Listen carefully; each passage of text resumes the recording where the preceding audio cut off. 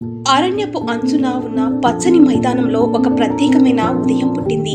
రాత్రంతా కురిసిన జల్లుకు నేల సువాసనలు వెదజల్లుతుంటే ఆకాశంలో కొద్ది మబ్బులు నెమ్మదిగా తేలియాడుతున్నాయి. ఇలాంటి ప్రకృతి సంబరంలో నెమలి అయిన నీల తన రెక్కలను విప్పి సూర్యకాంతికి స్వాగతం చెబుతూ నిలిచింది. సాధారణ నెమలిగా కాకుండా అడవిలో అందరిగా ఇష్టమైనది. దాని నాట్యానికి ఒక ప్రత్యేకమైన మంత్రం ఉంది. ఎవరైనా దాన్ని చూస్తే ఒక్క క్షణం తమ బాధలు మరిచిపోతారు. ఆ రోజు కూడా అది తన రెక్కలను పూర్తిగా విప్పి నాట్యం మొదలుపెట్టింది. రంగురంగుల చూపుల్లాంటి ఆ చిలకపోచలు గాలిలో వాలుతూ ప్రకృతిని మంత్రముగ్ధం చేశాయి. అదే సమయానికి అటవీ లోతుల్లో నుంచి పులి షేరా బయటకు వచ్చింది. అడవిలో అందరూ అతన్ని బలమైన వాడిగా, భయంకరుడుగా భావించేవారు. కానీ షేరా ఉదయం విచిత్రమైన ఆలోచనలతో నిండిపోయాడు. అతనికి మనసు అశాంతం. ఏదో అతన్ని కలవరపరుస్తోంది.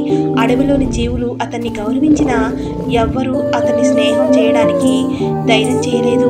ఆ ఒంటరితనాన్ని అతన్ని క్షీణింపజేసింది. షేరా మైదానానికి చేరడానికి కొద్ది దూరమే మిగిలింది. నీల నాట్యం అతని కంటపడ్డది.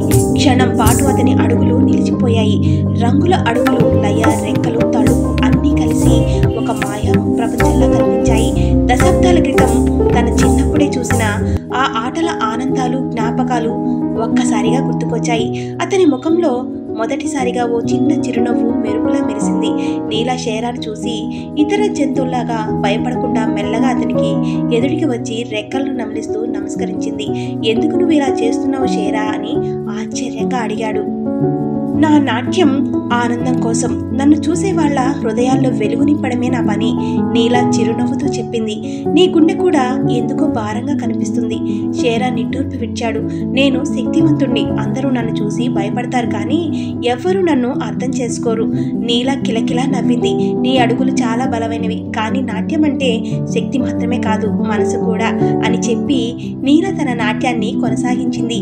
కానీ ఈసారి షేరా వైపు చూసి చిన్న సంకేతం చేసింది. చేద్దామా నాట్యం అని అడిగింది. షేరా మొదట సందేహించాడు.